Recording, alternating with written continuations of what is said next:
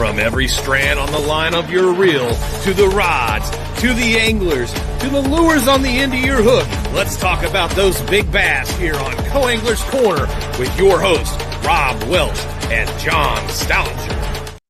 Good evening, everybody. I'm John. How y'all are? Cajun Rob here. You get me with that every time, man. We're going to have to bring you up north and learn you some English. That's all right. I can do that. It's big smallies. Hey, we already got one comment already from the legend already. Uh-oh. Yep. Hello, everybody. Hey, Mr. Colin. I just want to talk to you a little bit tonight. We have a very special guest on. I've watched him for probably 4, 5, 6 years now. We'll go through the MPFL, into the Opens, into the Elites. Mr. John Soukup. He's a husband, a father. He's a faithful man, entrepreneur. He owns Save More Outdoors. He's right now he's fishing the Bassmaster Elite Series. He's a 2-time champion in the NPFL, and he works hard. Probably one of the hardest working men that I know in the industry. So, yep, and known as the underdog for a good reason. Yep, and you sent me that nice little meme the other day with Captain Underdog. Yep. All right. So let's bring him on here. Oh, hit the wrong button. We're real professional here, guys. How's it going, John? Hey, it's kind of fun watching you guys. It's kind of like natural cut-ups without. I don't know if it's intentional or not, but you make me laugh for sure. Yeah. Well, that's pretty much how our show goes most of the time. You know, we joke around, have fun. Yeah. No, we don't get paid for it. We're not professional like Matt and Duke or Luke and all those guys. You know, we're just a couple guys who like talking fishing. Yeah, we're from he's from New York area, and I was born and raised in South Mississippi, so we could total opposites, but we're good friends, so it works. Yeah, it works out for us. So it does. If you don't mind, Rick Amato says, "Hey, what's going on?" Oh yeah, yep. Yeah. You Rick's a good guy. I'll try to read them. Yep. If you don't mind talking to us a little bit about your background, how you qualified for the elites, and. Well, I believe it was a cold night, February 3rd, 1982. 9 months after my mom and dad had one romantic evening, I was born. And about 9 months after that, my first word I spoke was fish. That was my first word. and it has been a love hate relationship, all love, just very little hate, but with fish my entire life. My dad had goldfish aquariums. We had koi ponds in the backyard. And when we weren't, breeding them and raising fish, we were out fishing. And that's just been my love, my passion. My dad was my best friend in life, and it was all because of our relationship with these, fin creatures that we chase after. I don't know why it is, but I was the kid that was teased young because of my love for. I played all sorts of sports and everything like that, but everybody teased me because of my love for fishing. And I never really thought that I would be in a place where I'd have to do a podcast with someone like you that's talking about me being a professional fisherman. Yep. I worked my way up through the nation. I wasn't laying from 19 to 27 years old. I never even touched a fishing rod. I was married young, 21. I'm sorry. We got married young, and it was just all about survival. And I ran across a builder who was wearing a Ranger hat, and I made a joke with him one day about taking me fishing, and he took me fishing, introduced me to the Bass Nation. And about 2009, I fished my first Bass Nation season, and it was my comeback, coming out of the closet. Yeah. I went straight to the Bass Nation National Championship my first year. I didn't even own a boat yet. Wow. Matter of fact, my first boating as a tournament angler was at the Bass Nation National Championships. It was the first time I ever drove a boat in a tournament. And back then as a co-angler, you competed directly with them, which was kind of neat because I met Brandon Card, Ben Parker, Brian Schmidt Yep. was there at that event, and now I'm competing against elites. But I just slowly, worked my way up and got more serious and got a little bit better every year. And I was a couple national championships in on the Bass Nation side, BFL Angler of the Year, went to the Costas and made it to qualified for the Forrest Wood Cup through the Costas. And then, I started really looking towards wanting to be in the industry, where I, started a business inside the industry, and that led to doing a lot of crappie tournaments. So I did a lot of crappie tournaments and trained a lot with crappie anglers, and I ended up fishing the Wally Marshall event where we got like second place in the very first one of those, and I put in my application for the NPFL, was accepted there, and just had a really good string of first tournaments. I won the first and the third event there because of the way the NPFL was kind of rocky the first couple of years, and getting established in the industry. I wanted to be, kind of on a public professional trail as high as possible. At that time, Bass reached out to me and asked me if I'd take an exemption to fish the opens. And I mean, I got to thank Chris Bowes, because he set that up with Yamaha and got me set up to fish the opens at the same time I was fishing the NPFL. And so I qualified for the elites through the overall, I had to fish all 9 to get qualified. And I got qualified, and now I'm in my second year of the elites, but it's been the string of worst events that I've had the last couple of years with the elites. And life is difficult. There's a lot of struggles going on right now. And that's why I've taken on the moniker the underdog, is that's how I feel. That's who I feel like I am. Life's not always been easy. I'm not one of those 20-something-year-old kids with a silver spoon. Nothing against those kids. I'm just not that guy. I'm the 42-year-old that's laid tile for 20 years, blood, sweat, and tears, and maybe through a few little fights to put food on my table for my kids. And somehow I've been blessed with this opportunity to fish professionally, and I really want to hold on as hard as I can because I love it. Absolutely. Yep, you answered my next question, was how you got the nickname underdog. Is that something you gave yourself, or? Yeah, man, I just always felt like I've been an underdog my entire life, and I think a lot of us feel that way, and Yep. maybe we just don't say it out loud. And I got in a little bit of a depression last year through some things that were going on in life, and I decided that the best thing for me to do is just hit it head on. I'm a fighter, and you know what I mean. That's who I am, and.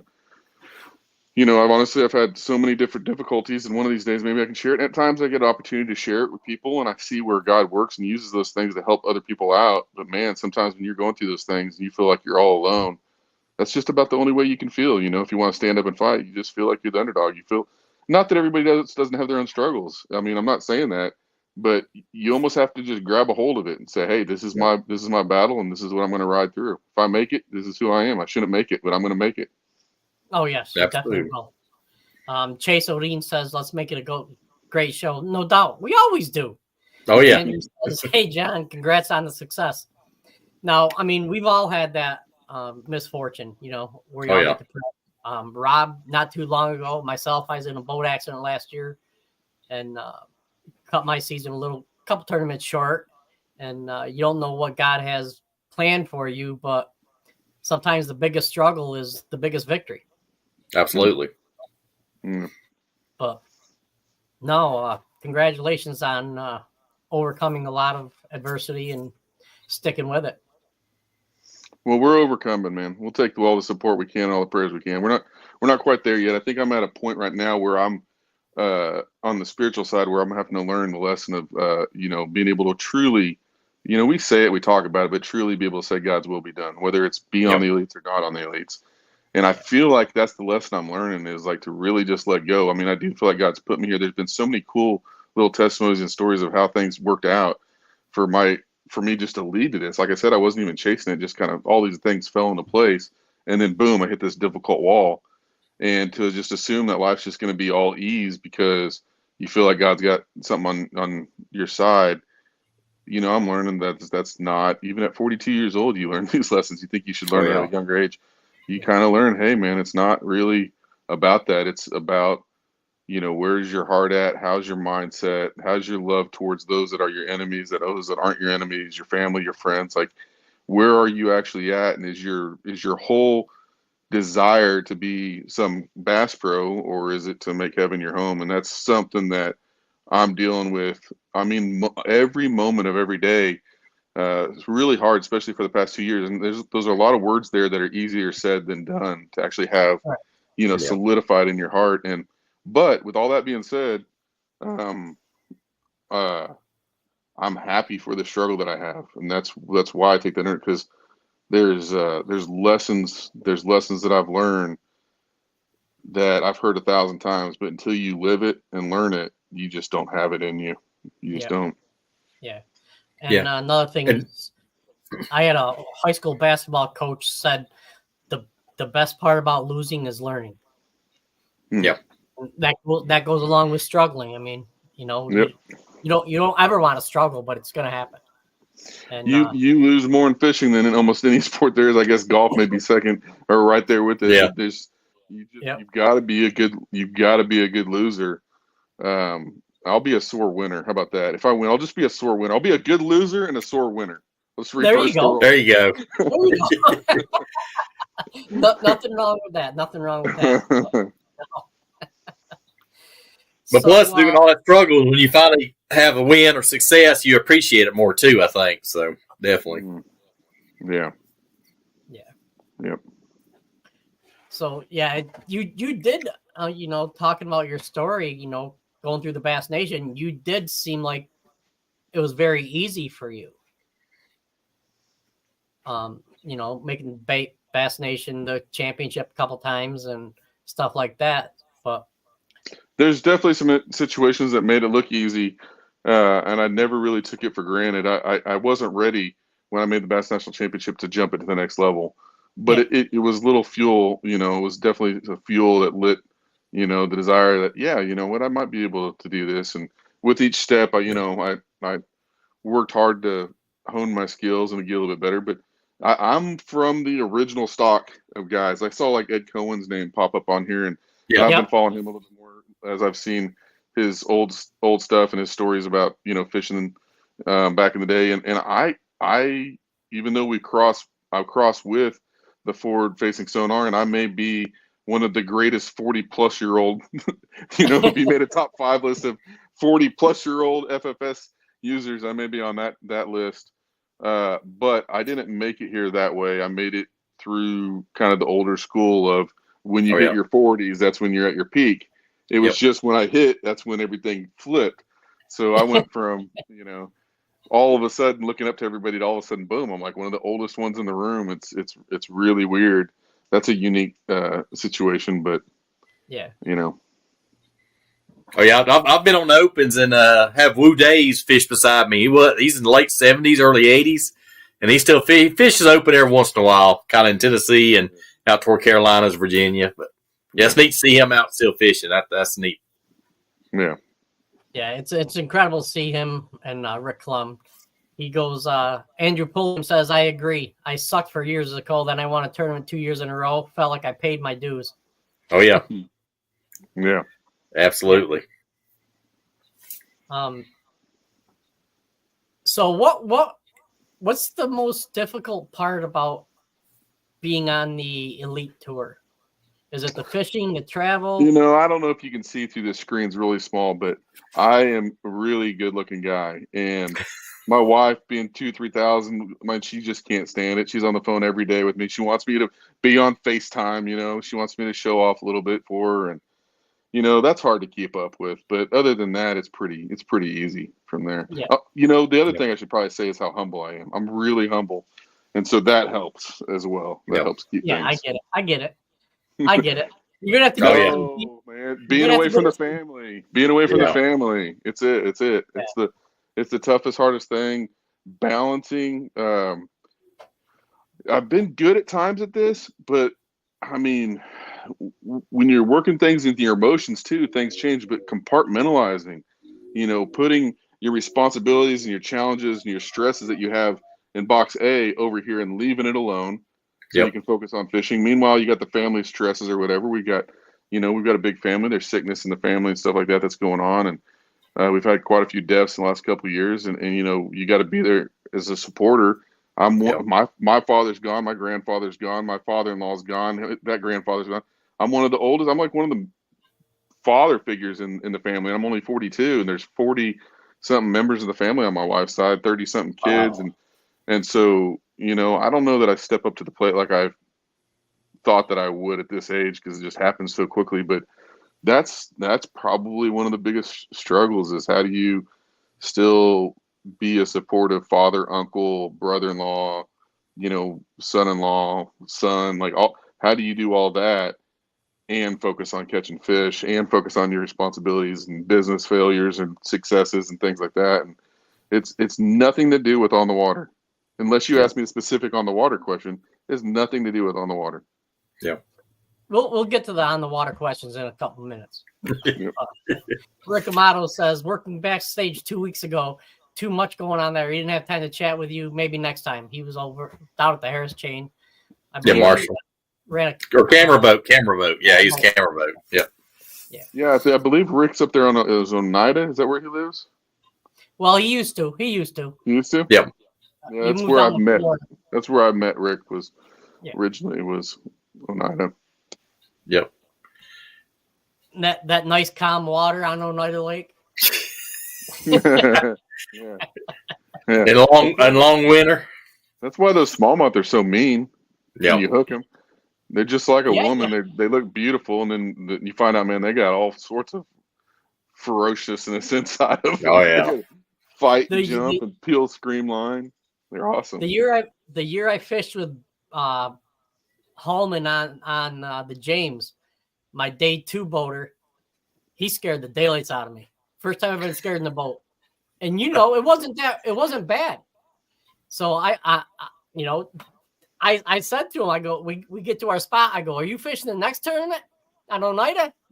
He goes, yeah. Why? I go, well, I'm glad I drew you now. I don't have to worry about drawing you up later.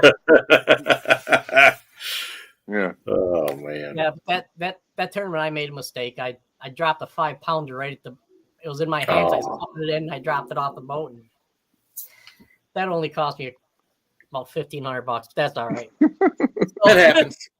It happens. Oh man. It does. I mean, luckily I'm only 45-minute drive from Oneida, so It's not bad. So what would be your favorite technique? I mean, I know you're an all-star with the FFS and everything like that, but Yeah, you kind of get coined with something that you get decent with, and we ran with it to sell product and things like that. sure. And I love to do it in the wintertime for giants. But man, I'm a flipping guy. I love to flip grass, and I think if you look back at any of the different videos or times I've done well, you'll see sometimes where I'm doing some old school Denny Brauer flipping. Cool. There you go. Yep. Eddie Carper KB? says the struggle's real. Oh yeah. He's a good dude too. Yes. He was on the PFL with you, I believe. Oh yeah. Yep. Eddie's father and Bradley fished, with each other. They were pretty good friends. So Eddie and Brad, Eddie's family and Brad are close, and so when I say that, the bloodline of the Okie bloodline, the style of fishing that he likes to do, he would probably understand exactly what I'm talking about over. Oh yeah. Yeah. He says you're an Okie, so he's a flipper. Yeah. It's a real deal. I mean, I don't think you're going to see anybody that gets to the level that we're at from Oklahoma, at least in the older age, that doesn't say, yeah, I'm all in on flipping. Well, we're built that way here in Oklahoma. Yeah. Oh, you got to be. It was funny 15, 20 years ago. That's what it was in New York, too. Wow. Oh, yeah, before the smallmouth took off and stuff, huh? Yeah, before the gobies, everybody went for largemouth all over. Yeah. Even in the river, because they were bigger than the smallies. Then the gobies came, and the smallies just went poof. Oh yeah. Big Ashley time. Klaus, she says, "Hi guys, hey Ashley, how you doing?" All right. So what's one of your favorite? What's your favorite body of water to fish? Tournament? We're talking tournament? Tournament Just body in of general, water? In general.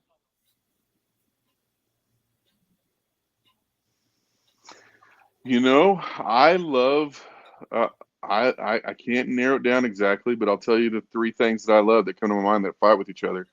I love being in Texas, going for those big giants. Yep. I love being in Florida, kind of for the same reason. Yep. But I just love Florida fishing in general. But you have a chance at a giant, and I love the extremes of the up north. And like I said, taking out the tournament side of things, just to have fun and be on the water, like at St. Lawrence, where you have a chance. I caught a 7-pound smallmouth last time I was up there on a spinner bait in 1 foot of water. Watch the whole thing go down. You know, Dang. those are good, fun times. I would probably have to change my answer a little bit if you start asking more tournament, but that's gonna talk more about more success rates than anything. Yeah, I understand that. We all understand that. Oh yeah. So I being from the South and you're central Southwest, do you think it's harder or easier for you fishing coming up north versus if you lived up north and going south? Because the amount of bites, like up north, you know, I'm used to 25, 30, 40 fish days, you know, sometimes 70 fish in a day.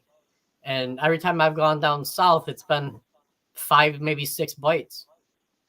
I think the guys that can dedicate their time from up north have an advantage from the guys in our region. And I think that back in the day, it used to probably be opposite. There used to be a lot of tournaments down in the Oklahoma region. There was a lot of guys. Even your Roland Martins come from Broken Arrow, Oklahoma. You know that? Yep. I mean, they're Okies. You'll hear Scott Martin talk about it. There was a lot of centralized stuff between Oklahoma and Arkansas that went down in our area. And so you had a big advantage if you could flip and throw a spinner bait. Those things have changed. The guys that are from up north that have a time to really dedicate to fish and travel and fish, they really seem to be dominating, whether we're talking about the Johnsons or Coop Gallants or, Gussie.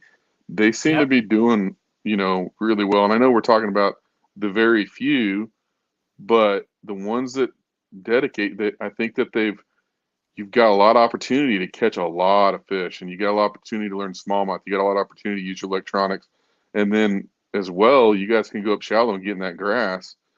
And when you line that up with the tournament season schedule for the Bassmaster Elites, they're going to fish 2 or 3 grass lakes for sure, if not 4 down south, and you're going to fish 2 to 3 up north, and then you just got 1 or 2 that are mixed in that are usually, middle of the country tournaments, whether it's a Murray or maybe like a Smith Lake this year. So if you kind of have that skill set from up north, you've kind of got a little bit of an advantage over a guy like me from Oklahoma. We have 0 grass, we have 0 large smallmouth compared to up north. We do have a Texoma and a 10 killer that has some smallmouth in it, but they do not fish anywhere near the same. Especially speaking of the Texoma smallmouth that get really, really shallow year round compared to those, that are up north. So we are really out of our Okie element for the majority of the season nowadays. Like I said, it used to be different though. So you'll see a lot of the old timers that have had a lot of success, but you're seeing the success rate of guys moving more easterly and more northern as you kind of over the years. You'll see it kind of go up that way. Yeah, and I'm surprised the influx of northern fishermen on the elites. It seems like every year there's 1 or 2. Kyle Patrick's a rookie this year, and you got I can't remember his name right now, from Maine. And then I think we got like 4 or 5 guys in the Northeast, from the Northeast, fishing on the elites this year. Yeah, you got Tim Dewey, you got Tyler Williams, you got your Kyle Patrick. Year 2 you got Kyle Norsetters from up north, not up northeast, but northern. That's doing good. And I mean, you can't ever forget, the golden boy himself, Brandon Polinick. He's from the Northwest, so there's a lot of skill. I mean, you got your Seth Fighters. There's a lot of dangerously good fishermen from up north. Imagine if they had more time. Yeah, there's also a guy from Michigan that was pretty good too, that just retired recently, I believe. Yeah. Some Van Damme character. Was he an actor in the 80s, early 90s? Yeah. Yep. Mm-hmm. I think so. But no, that's it's I think he just played in surprising. Bloodsport, wasn't it? Yeah, there you go. There you go. He transitioned well into a second career. Yeah, he did. He did. He went from kicking to kicking bass. That's what Oh, he yeah. did. Yeah, absolutely. Absolutely. And I bet he made more money with the second one than the first. I'd hope so. I'd hope so. Now, I know you fish a lot of bass opens. You got any interesting stories on your co-anglers, funny stories or success, or kind of maybe some of the better guys you fish with, some of the habits you noticed? Yeah, I've got a funny one, and I'm gonna prelude it with I'm not negative against co-anglers. I was a Right. co-angler. Yeah. I worked my way up through being a co-angler, and my dad was always traveling me. He was a co-angler and stuff, so I'd get in the truck with him and listen to all his talking about the bad boaters he drew the whole time. And, the whole concept between a boater and a co-angler. If people just had the right mindset going into it, there wouldn't be conflict. Like the boater's there to compete and do his best, and if he's trying at a high level, he's trying. So the guy in the back really needs to understand what all he's putting risk and what he's doing. And the guy in the front also needs to understand the guy in the back's a human. And if he can at any moment help and benefit him, to try to. It's hard though, because just to catch your 5 is hard enough, let alone but if you can give the guy some kind of advice of what you're thinking about on the fish, and and if the guy in the back had the mindset that he was wanting to learn, that and everybody you get in the boat with, no matter how good they are, you can learn from that day. And take a little portion of that, and you'll be surprised what you learn from guys you think you can't learn something from. So absolutely. But I had a BFL on Fort Gibson, and at this time, and it was one of the last ones of the season, Fort Gibson, Oklahoma, and I was doing well in the points, like towards the top 2 or 3 guys, and I got on this square bill bite on docks. Yep. And it was really rare. I was having to burn a square bill. I had to put the square bill way back in there and burn it. And I mean, I got like 100 bites before the tournament day, the day before. Dang. And of course, I'd rolled my hooks and stuff, and I was just whack everywhere, catching them. I wasn't the best fisherman yet, as far as how to adjust and, make up things. So I was still kind of at that point in my fishing career where if I was on something in practice, I was going to ride it or die it all the way to the end. Yeah. And so I was still at that phase in life. And I drew this older man, and he was quite a bit older. I'm going to say he was in his 70s. And he'd been practicing from the bank. And he told me they were eating this little worm. And he held this little Motorola worm up. And I'm like, yeah, and okay. Well, I'm like, well, I kind of got something going on, And so we start out the day, and I'm running docks. And I mean, it's 10 a.m. and I haven't got a bite. Nothing. I mean, it's completely changed from the day before. And so now I'm running in the backs of these little pockets, and I know the spawn's basically over. I know it's basically done, and the fish are moving out, but I'm burning rubber trying to run back into maybe some fry garters or just anything that I can. And I run a little corner, and he fires that worm over my shoulder, and I hook into a fish, and that worm comes flying over my shoulder, wraps around my line, and I'm yelling to get the net. I can't even reel because his line's getting tangled in my stuff. Oh, man! And I end up losing the fish. And of course, I'm like, dude, don't ever throw over my shoulder again. He's like, and then he comes out, like his emotions come out. And he's like, you've been running, circles. I can't even get my worm to touch the bottom. I'm telling you, they're on the worm. And so we have our little, not really, a little contentious moment. And then we just decided to not speak to each other. It was the best way to deal with that. And I'm laughing at this too, looking back. Okay. I'm not saying that's the right behavior, but I'm just being honest about the moment. Well, the day before, I had caught a 7-pounder way back in this creek that was just beyond where I was fishing. I didn't think I had to go back in there because you have to idle over some stumps and everything. But I didn't know where a big one was at, and I was pretty sure that it was potentially spawning where it was at, and it had a bunch of black marks all over it. So I idle back in there about 45 minutes. I get set up, and I power pull down, and I start square billing around. And I look down, and as I look down, by the way, to make this worse, insult to injury, the guy's throwing a real ugly stick. I'm talking about the one from the Walmart shelf, right? Oh no! the one with the glow tip. Yeah. Yes. So his little Motorola worm comes starting to come out of the water, and I look down, and as I see this worm, a mouth goes and just takes off. And I mean, there's a 10-second delay, and he says, "Oh, I got one! I got one! I got one!" I'm like, "You think you got one?" So at this point, the fish already gave up, and it rolls over on its side, and I net the thing, and sure enough, it was the 7-pounder that I caught the day before. He's like, "How much you think that weighs?" I'm like, 7.25 pounds. I weighed it yesterday. He looks at me, you know what he says? He says, "I told you they were on the worm." I'm like, "Yeah, he did. He told me they were on the worm." Oh no! Right. He got big bass at the tournament. So yeah, that's just a fun little co-angler story. But for the most part, I've thought about this because a lot of guys complain a lot about co-anglers. I've had some of my better days with co-anglers in the boat.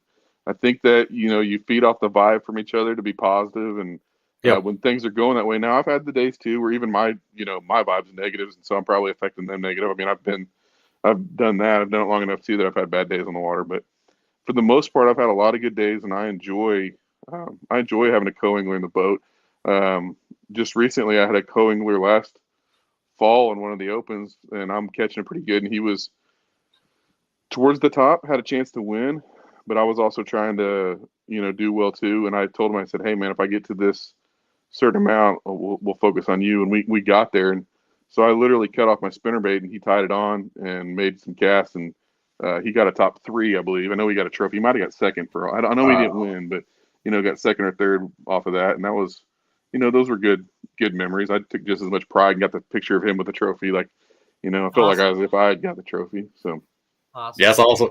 Yeah, I fish a lot of the Toyotas, and some Bass Opens, a lot of BFLs, and I go into mindset it's a team thing. We work as a team. I net your fish, and I try to learn. And I say, hey, if I just catch one, I got points. I'm on a weight stage. Anything above that's gravy. So, yeah, it's a lot about, like I said, mindset. I mean, you go in, be a team, and it does make a day go a lot better. Well, here's the deal, man. If you draw me and you ask me what I'm flipping, I'm like, "Hey, man, I'm flipping a half ounce. I got a Who Daddy. I got a half ounce weight, like a typical thing, or maybe a Chigger Crawl, one of the two that I'm typically flipping."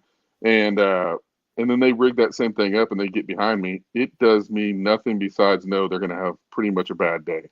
Like, yeah. Oh, yeah. If you get behind a good flipper, very rare odds that you're going to outflip a very good flipper, especially using the same tools that he's using. Exactly. So if I'm in the back of the boat, I am paying attention to what the boater's doing. I'm not letting it affect my day at all. But, if he's hitting the bank, I'm hitting a couple foot out. If he's hitting in the heart of things, I'm hitting the edge. Yeah.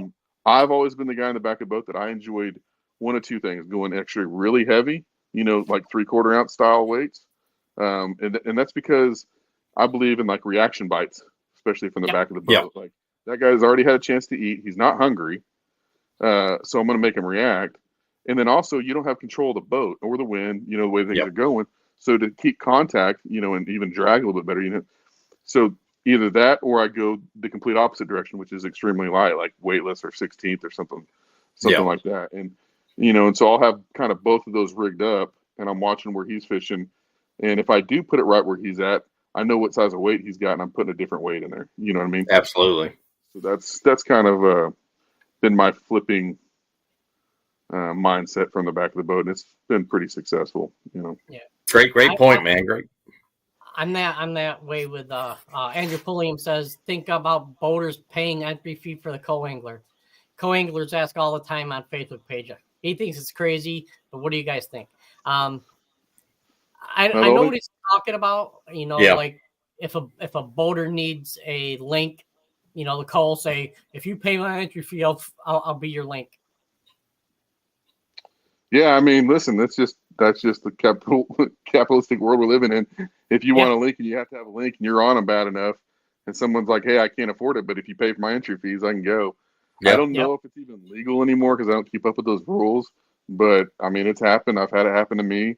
I haven't necessarily paid for in full for anybody, but I definitely carried my co-angler's weight because a lot of these guys are co-anglers because they don't have a lot of means and stuff like that. So I don't think anything's wrong. It does strike me in different memories and stuff of different things, but yeah. Well, it's funny, like different sections, like I know in Florida, there's usually more boaters and co-anglers in the Carolinas, but here in like Tennessee, Kentucky, every BFL I've been in, I get texts, "Hey, we're short on co-anglers," every tournament.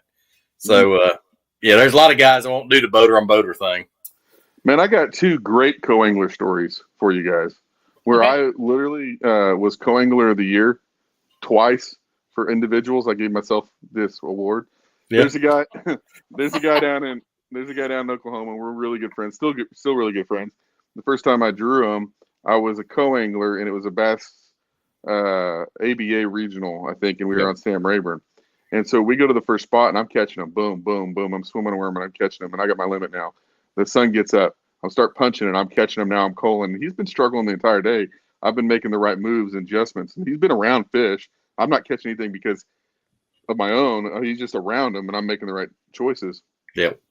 And so towards the end of the day, I'm only allowed 3 fish, and he's getting his 5. And I think he's only got like 2 or 3 little ones in the boat. He stops on this little Kentucky spot to fill out a limit. And so I throw up there after he does. He gets hung up, breaks off. I throw up there, boom, I catch one, but I don't need it. Right. So we get down. The wind's blowing so hard. There's no spot lock back then. The wind blows us back a couple 200 yards or something like that. We have to sit down, vest up, fire the big motor, drive all the way up. He stands up, makes a cast, boom, gets hung up, breaks off. I cast up there, boom, catch one. This happens 3 times now. Oh, happens 3 times. I don't need these fish. Yeah. And probably shouldn't even been casting, but I was one of those more aggressive co-anglers of that, especially at that time. And so finally, after he breaks off, we look down the clock. Man, we got like 5 minutes left, maybe 10. It felt like it was like last cast scenario. Yep. I handed my rod. His name's Brent. Brent knows the story. He'll be proudly say, yeah, it was me. So I had Brent the rod, and he makes a cast with my rod. It hits the water, and all of a sudden I see the rod tip go like that. And I look up, and he sets the hook. Well, here's the funny thing. I throw left-handed reels. And so he can't figure out how to reel, and he turns it like he's turning his reel upside down, and all of a sudden mouth comes out of the water. It's like, goosh, goosh, goosh, goosh. And both of us at the same time like, oh, my gosh. And he fights this fish as goofy as you've ever seen someone try to reel a left-handed reel, turns the rod over and cranking it like that, and gets it in. And I'm telling you, I think this fish was 7+ pounds, close to an 8-pounder. He throws it in the live well. We go back. He gets a big bass tournament and qualifies for the Bass Nation National, or the Bass National Championship, ABA National Championship, because of that one fish. So, wow. I know I gave myself a co-angler. Yeah, I got a couple things like that too. Like when you were saying about the weight, and stuff like that, being a co-angler, like up here, with the smallmouth and stuff, they laugh at me because, like, on St. Lawrence, the smallest weight I throw is a 1/2 ounce. Yeah. I go 1/2 ounce up to 5/8 on a drop shot. Mm-hmm. Because for me, a lot of the boaters are throwing 1/4, 3/8.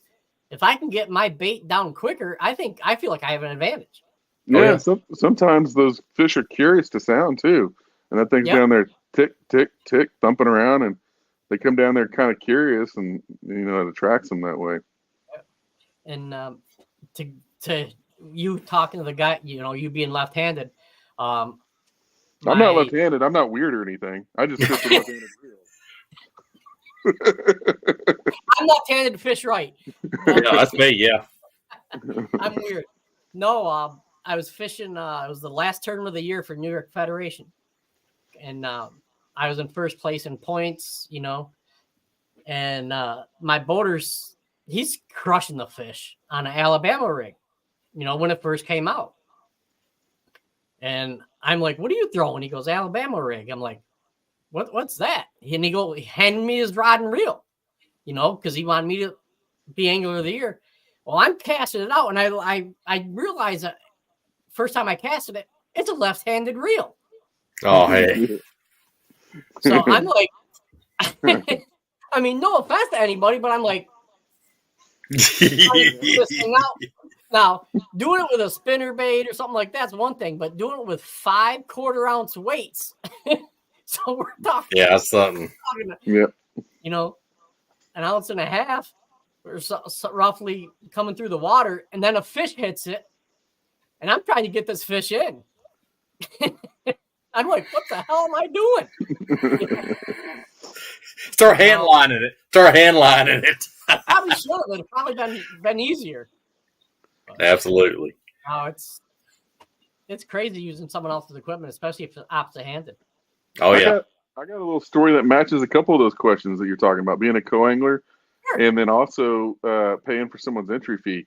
I used to struggle in the summertime getting any tournaments in because I was a tile setter. So construction in the summertime, that's when all the schools remodel. That's when a lot of things get remodeled anyway. So, you're working late. All the slabs can get poured. It's not rainy season. It's not wintertime. So, like, there's just a lot of work in the summertime as a tile setter. And so I didn't get a practice necessarily. And there was another ABA tournament that was going to be on 10 Killer. And I went up there and actually borrowed a boat to go up there. I didn't even have one at that time. And I got to practice one day. Well, during that practice day, I pull up to one of my favorite little spots and I'm throwing a little A-rig and boom, I catch a decent one. I go to the next little spot that's mine. Boom, I catch a decent one. And I'm like, okay, well, these are some of my good spots, and they're here. And it's about that time of year. Well, the trolling motor broke on me and it wasn't my boat. So I went into Jimmy Houston's Marine and I bought a trolling motor to replace, I felt like that was the thing to do. You're borrowing someone's boat. So I didn't get much of a practice because after they got it fixed, I got back on the water and boom, one of those Oklahoma, hailstorms come in during the April-May time frame. And so what I did was when I went to check in, a buddy of mine had been out practicing the whole day and he's just excited because he's gonna win the tournament. He knows he's gonna win the tournament. He had such a great practice. Well, as we're checking in, we realized real quick, it was back when if you didn't have a co-angler, they made you do a boater draw.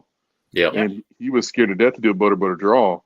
So at the last moment, what I decided to do was I actually signed up as his co-angler to guarantee that he wouldn't get a boater draw. Right. So I actually went as a co-angler.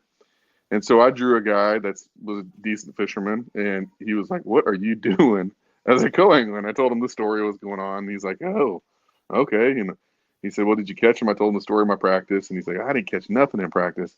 And so we were there at takeoff and everybody starts taking off. And then he realized the cable inside the trolling motor had broke. And we worked on it for a little bit and couldn't get it running. And we told the term director, I'm like, well, dude, I've got a boat here, but I didn't charge it last night because I didn't think I was fishing. And it's about, it's going to take us about an hour to go get it. And we talked to the term director. He let us. So we went back to my motel, put it on charge for a little bit, drove it back. By the time we got out there, it was, I'm going to say it was at least 10 to noon. I can't remember exactly what time. We had lost the entire morning. I believe this guy's name was Andy that I fished with. And here's the deal. I'm the co-angler, but guess who's driving the boat? he's like, well, take me to your fish, will you? And I'm like, yeah, I'll take you to some fish. So I drive my boat as the co-angler to the first spot, and we sit down, and he proceeds to put over 20 pounds. I don't remember what it was, 24, 23 pounds in the back. Just fills the live well with bass. And I did not get a bite. I blanked that day, and he won the tournament. So, wow. Co-angler of the year, right here. Oh, yeah, that is, man. Wow, that's crazy. I'm driving him in. I'm like, I am a guide, I don't think I got any gas money either for that. I'll say so. That could do.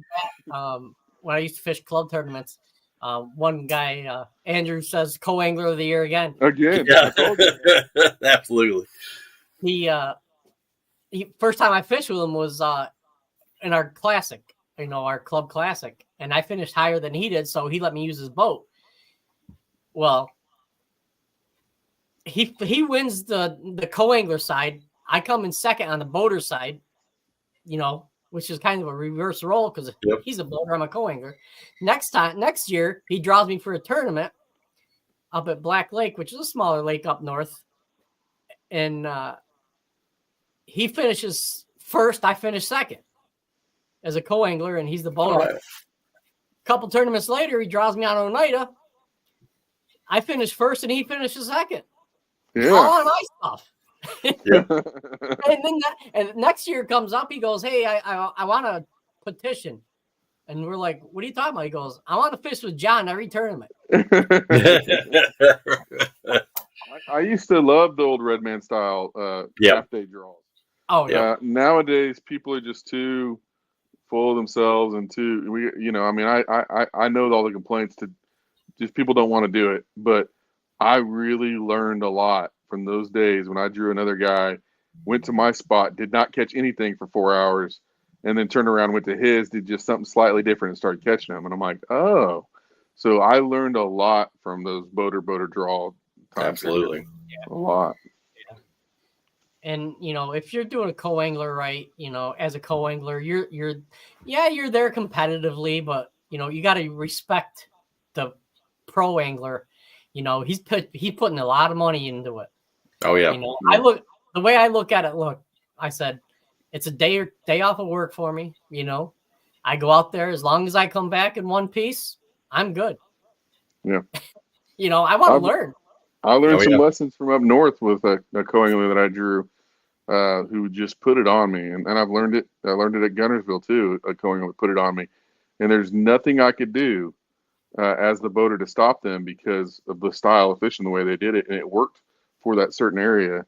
And that's the drop shot and drag method, man. Just, Just strolling behind the boat. There's nothing that will outfish anybody. You don't even have to learn how to cast. Just press the dang button, let it go down the bottom, feed out some line, and just sit there and wait. Matter of fact, this guy would smoke a cigarette, and basically every time the cigarette was gone, he had one on. I mean, I'm the one controlling the boat, so I can't do anything besides park the boat and be like, "What are you doing now?" Like can't catch him sitting still, but you just bump it along the bottom. Yeah, Rick says Redman was great back then, and up north, I think a lot of times the co-angler has the advantage because he doesn't have to worry about the boat control. Yeah, position or anything. Yeah, for sure. Yeah, because I mean, you've fished up here quite a bit. You don't get the flat calm days very often. Never. Especially on Champlain or the Oneida or the river. If you get 2 good days in a row of calm water, you might as well just go play the lottery up here. But no, I do have an important question for you. My wife's a part-time baker. I like to sleep in my own bed, and if I don't ask you, I probably won't sleep in my bed tonight. What's your favorite homemade cookie? I think it's the Snickerdoodle. That's the one. 2 in a row. Really? Yeah, our guy last time said Snickerdoodle.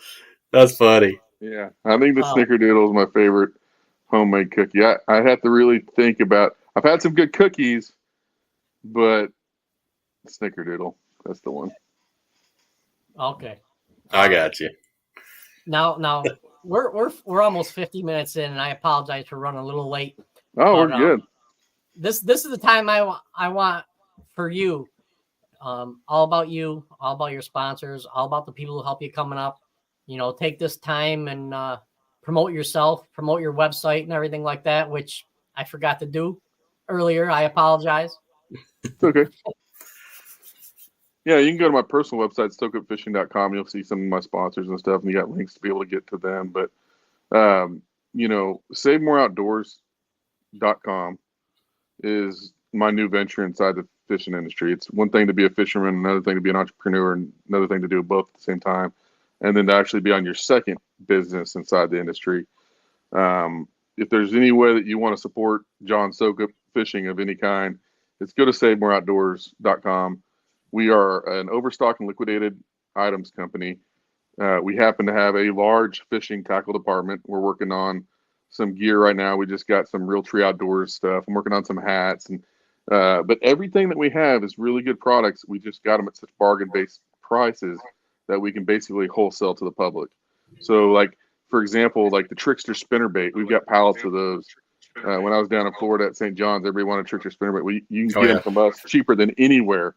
But we're also a distributor to dealers. So if you're a dealer, you got a small tackle store, there's no minimums with us.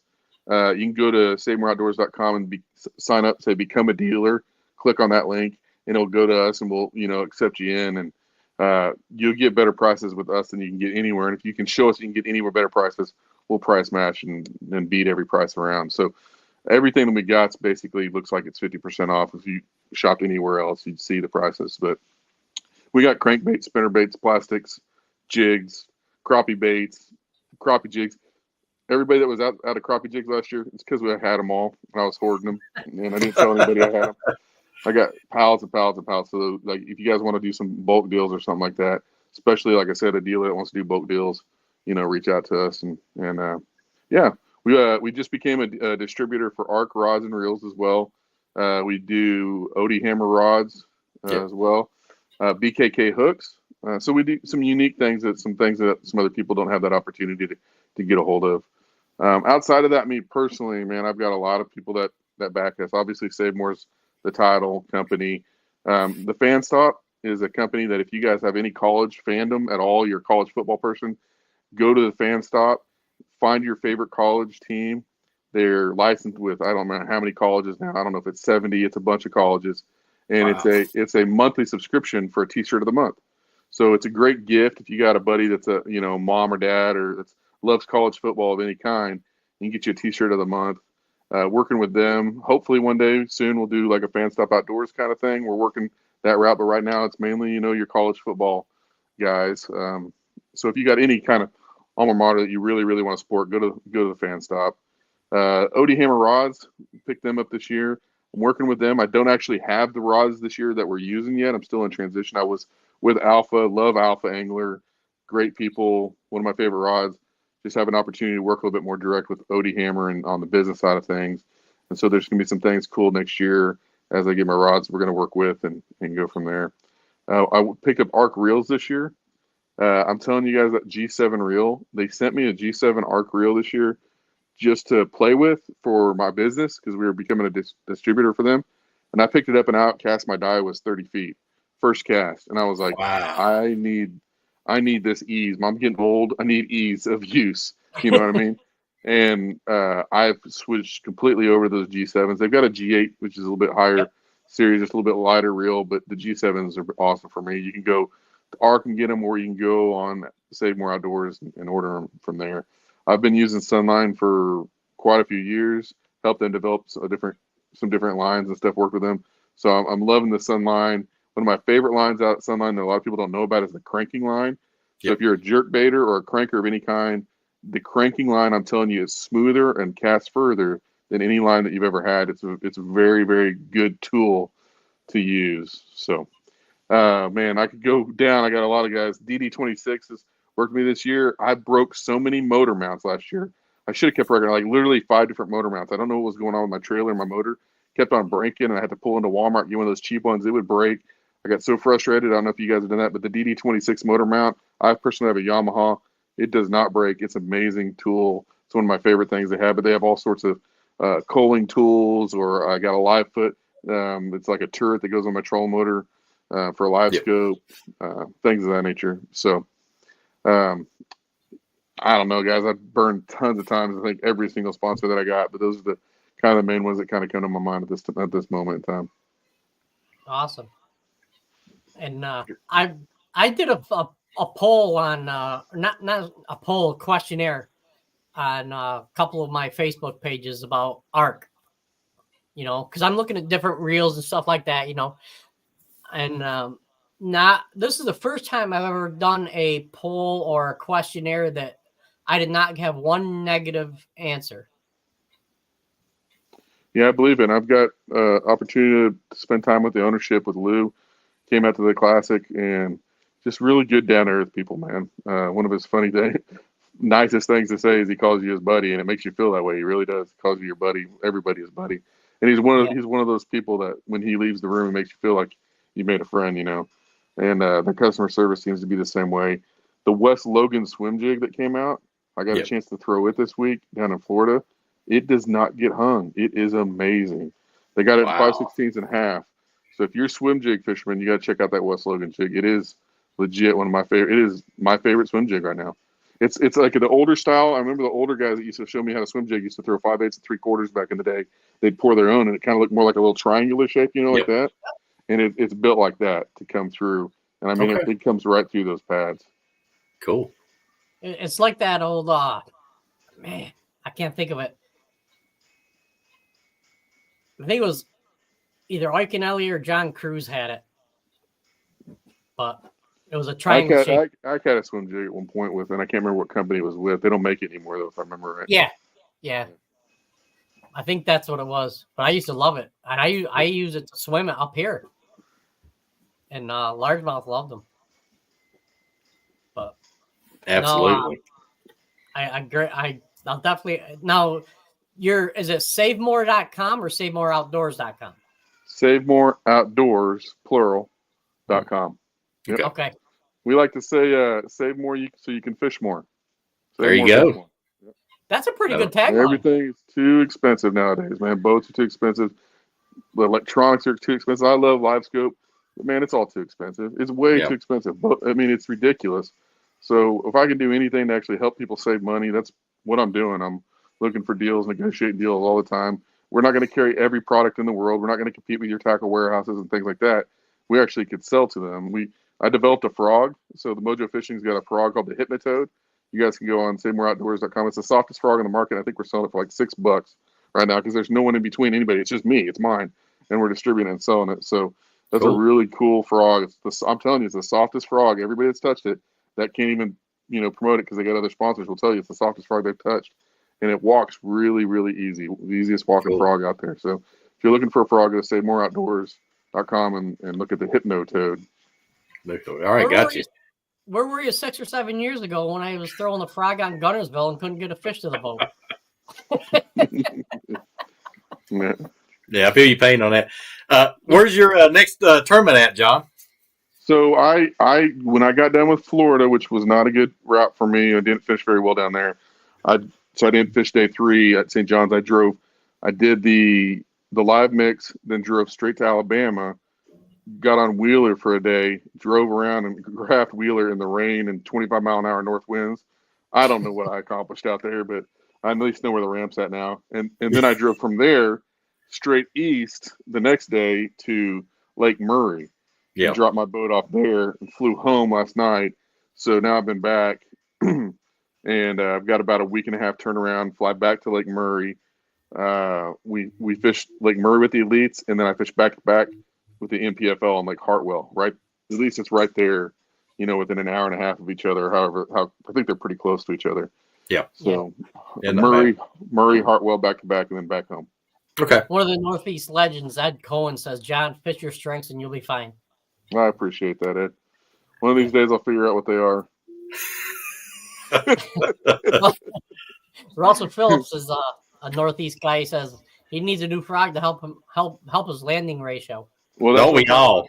The soft frog that I got, guys. Listen, I'm telling you, I did not lose a fish on it last year. I know, knock on wood, right? I did not lose a fish on it. It's so soft, it collapses, and we put some holes in it to where it collapses easier. So give it a try and see if you don't like it. The hooks, at first, they're going to feel like they're a little bit smaller than what you'd want. You want bigger, bigger, bigger. But what we found with this softer plastic is this hook size seems to work really good. Okay, cool. Nice. I hope my wife doesn't watch this show, but I'm going to end up giving you my credit card. So just start sending stuff. Well, hey, you got the website now, John, so y'all ready to go. There you go. All right, sir. Well, we appreciate you coming on. I'm a fan of yours. I've been watching you for about 4 or 5 years now. I also kill it on the marriage advice. I don't know if anybody looks at my social media. It's been growing like crazy. Got a lot of memes that just pop in. People are like, "What did you do? Hire somebody?" I'm like, "I don't have $1,000 a month hires. I just don't sleep. I just stay up all night. I make 20 to 30 memes. I put it in my draft. I do what the girls say. The high school girls. It's IG over health and wellness. Okay, it's all about IG. I don't sleep. Health and wellness goes to the side. My brain fog comes up with all these memes. I put them out there for you guys to laugh at each other, at myself. I'm not picking on one individual. If you think I am, that's your personal belief in that. But I also have some pretty good marriage advice. I've saved a lot of marriages. So if you want to go look as a fisherman, listen, I've been married longer than I've had anything. I've been married longer than the other half of my life. So there's my credentials. And the other day, I just asked my wife if she loves me. You know what she said? She said, sure. So there you go. Wow. I got to sure she still loves me. I have the rights to be able to give you guys marriage advice. It's some of the greatest advice you'll ever get on marriage counseling. So go check out my social media. This guy's my new hero now. He's like the Dr. Phil of the Bass Tour right now. 100%. Yeah. Man. That's awesome. All right, John. Well, hey, Dr. John Marriage Help. Remember years ago it was Dr. Spock about the babies and all that stuff? Yeah. The underdog with the marriage advice. There you go. Winning combination right there. There you go. All right. Well, hey, coming soon to a lake near you. Yeah. But No. we thank you coming on, John, and we'll be rooting for you, following you, and know you're gonna have some top finishes. You're overdue, man. Yeah, I need it, guys. I need top 50s in the next 5 events to stay on the lead. So I'm on the struggle bus as far as that goes. So it's real serious time when it comes to that. And I'm going to try to take Ed's advice. I really am. I'm going to try to figure out why I'm not fishing my strengths. Why am I trying to just, milk out a little 70th place finish when I need to be getting, 20s and 30th place finishes at least, right? So Absolutely. I've done it before. I know I can do it again. Just need you guys' support, and I really appreciate it. We got you, man. Jim Sperone says John's the man.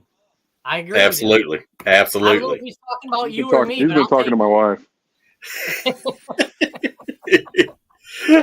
Oh, all man. right, buddy. Well, you take care. God bless. And I hope to see you when you hit the New York stretch. Yes. Thank you, guys. All right. Thank you, buddy. Have a good one.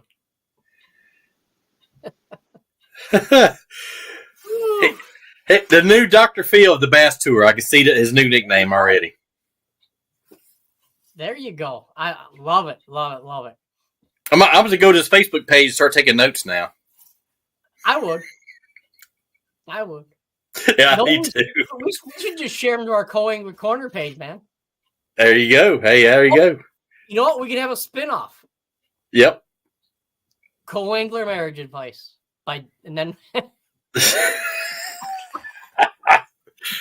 Who don't need that? Come on now.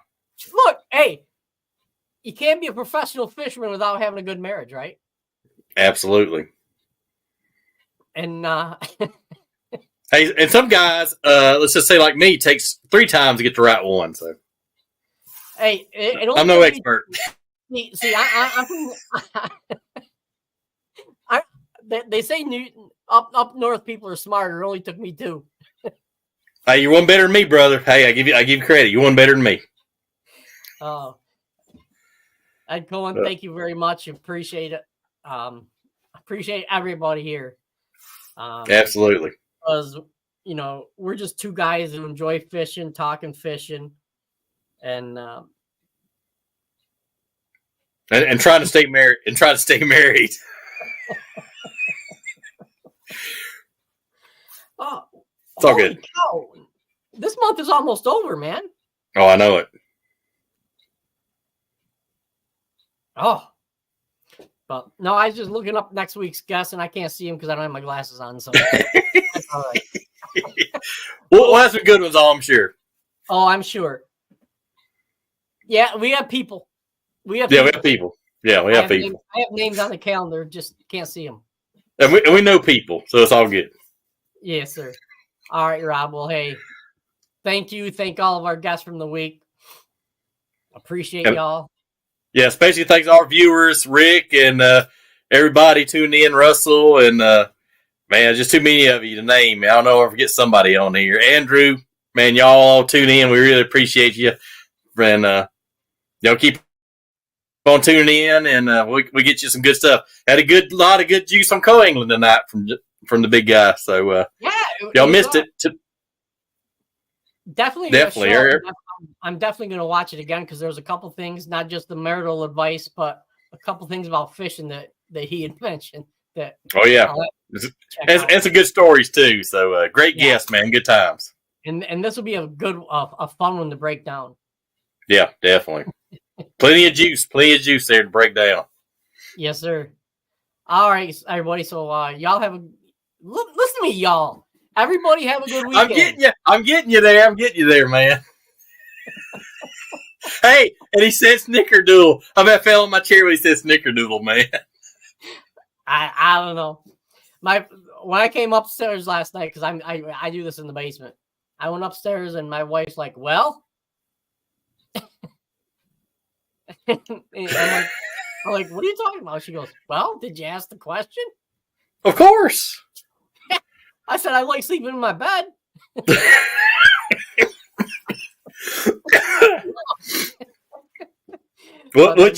What'd she say when you said snickerdoodle? I bet she just shook her head, probably.